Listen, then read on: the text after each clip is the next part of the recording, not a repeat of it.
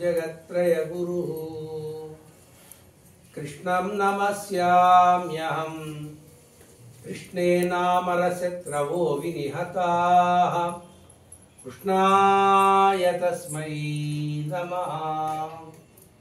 कृष्णादेव समुत्थितं जगदिदं कृष्णस्य दासोऽस्म्यहं कृष्णे तिष्ठति विश्वमेतदखिलं हे कृष्ण संरक्ष माम्।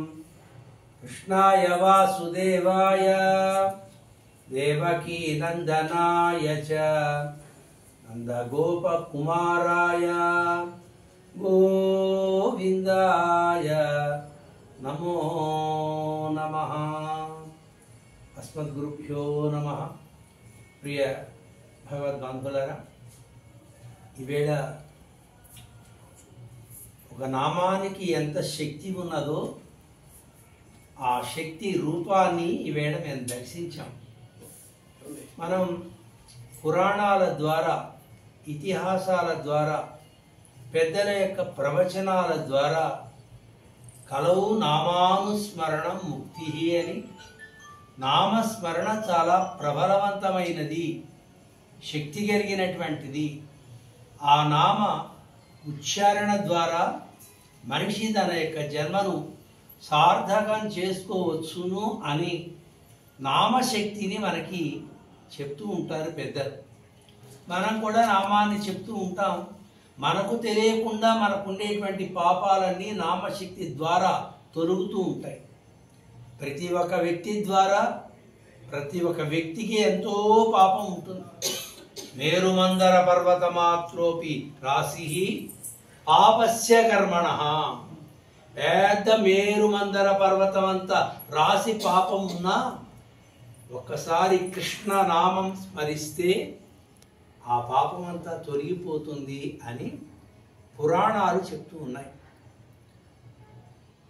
కృష్ణ శబ్దానికి అంత విశేషమైనటువంటి శక్తి ఉన్నది అని నుమను ముర్కలనం పేశ అనేటువంటి ఒక పాసురంలో తొండరెడ్డిపూడి ఆళ్వారు కృష్ణనామాన్ని జపిస్తే నరకమంతా కూడా స్వర్గమైపోయిందట.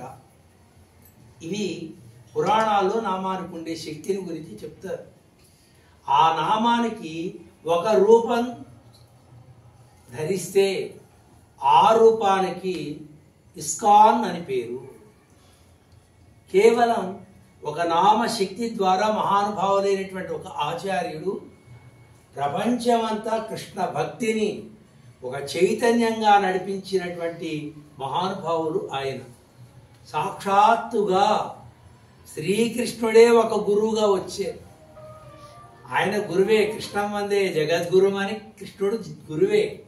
అయితే తాను కేవలం అర్జునునికి ఉపదేశం చేయడంతో తృప్తి పడక సాధారణమైనటువంటి జ్ఞానం లేనటువంటి వ్యక్తులకు కూడా వేదాల సారం, శాస్త్రాల సారాన్ని నామశక్తిలో ఇమిడ్చి ఆ నామానికి ఉండేటువంటి చైతన్యాన్ని భక్తి చైతన్య స్వాములుగా వారు ప్రపంచమంతటా కృష్ణ భక్తిని బోధించినటువంటి మహానుభావులు.